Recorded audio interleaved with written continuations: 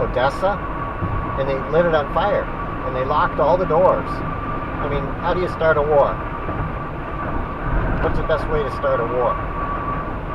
And the CIA was behind Ukraine. And they put that stooge in that's in the... I mean, he's supposed to be a president, an elected president. He hasn't had an election. I mean, he's not an elected official. He's a dictator. So, I mean, the way to fix this is to give the Russian areas... I mean, they would have stayed under Ukraine if Ukraine would have treated them like human beings instead of cattle. I mean, we treat animals better than that, than what they were treating the Russians. And yeah, they might say, oh, the Russians were mean to Ukraine or something in the Cold War, but now all of a sudden they're going to say, no, you got to be a Ukrainian now. I mean, and the United States just leveraged all this and kept this going. And what they wanted to do is break up Russia.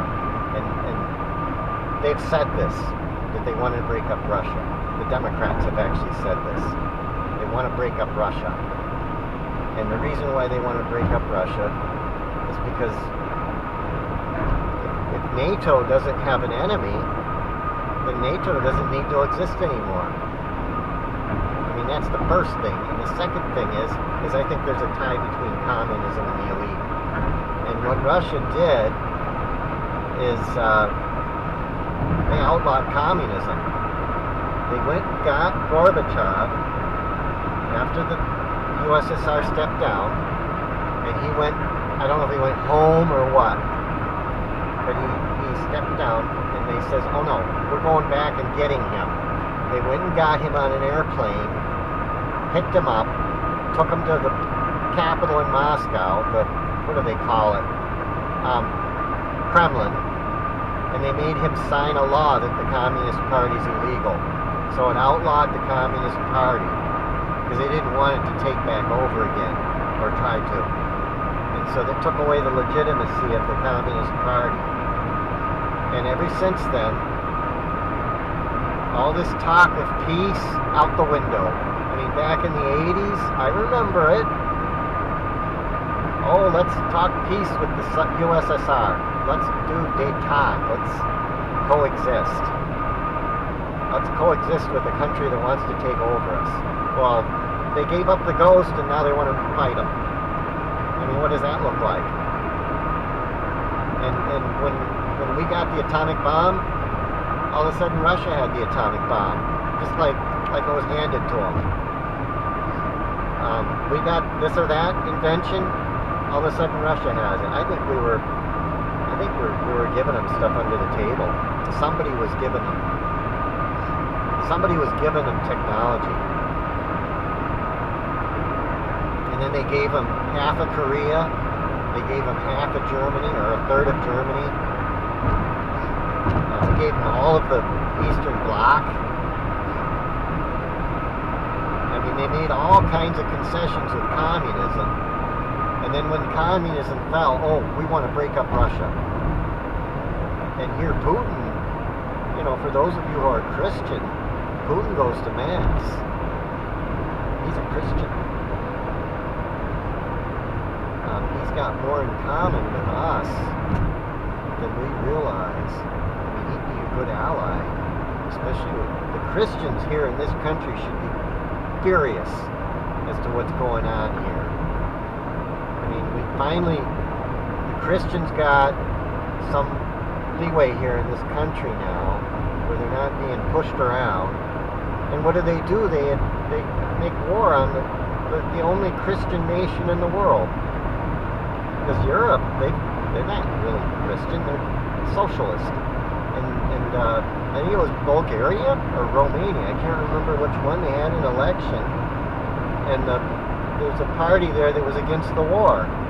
And they won, because the people don't want to fight Russia. And so this party that was against the Ukraine war, they won the election. Well, the government canceled the election. That's not a valid election. That's Russian interference. That happened, I think it happened this year. It happened in the last year at least. I don't know if it happened under Biden or Trump. It happened kind of recently. And it's like, yeah, these people in Europe, they will, if you say something against the government in England online, the police will show up at your door. I mean, is that democracy? And we're backing that. We're giving them everything they want. We are selling it to them now, but we shouldn't be giving them anything, in my opinion. We should be telling them, hey, you're not even democratic anymore. You're rogue. You've gone rogue. And I'm not saying that we should back Russia. If we didn't back Europe, there wouldn't be a war. Russia didn't want this. They stood by and let this genocide happen for years before they finally reacted to it. I mean, if they would have been warlike, they would have struck right away. If they would have been like the USSR was, they would have just taken, they would have went in. They waited and they hoped that they could maybe become part of NATO. They actually wanted to become part of NATO. They wanted to participate, and they wouldn't let them in. So it just sucks. We're just going to have to grit our teeth and bear it. Well, don't grit your teeth, but we're just going to have to pray and send peace to these places, send peace to both sides. You can visualize, this is an Alma thing, visualizing rose petals coming down like snow. Visualize that. And that's the peace meditation. That's what they do.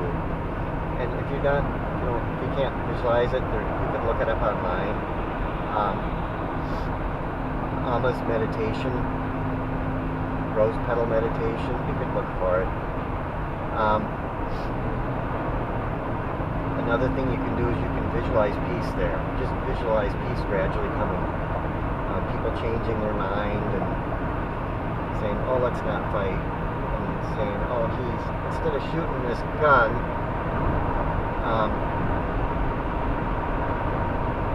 or ordering it to be shot, let's wait 10 minutes.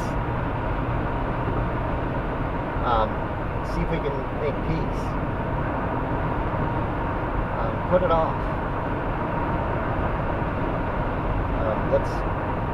Instead of doing something out of anger, let's wait. Visualize them doing that. Visualize them having a change of heart on both sides.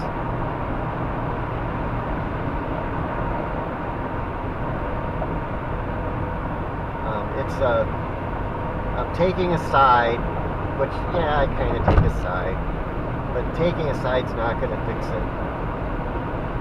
And exposing who's right or wrong, that isn't going to necessarily fix it either. I think it is important that we know who did it, though, but it's not necessarily going to fix it. It's not going to fix the situation.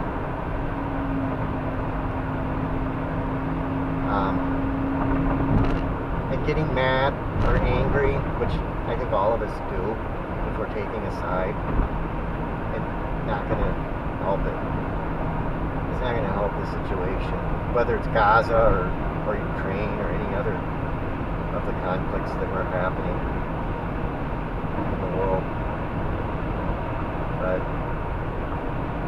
that's what we got to do.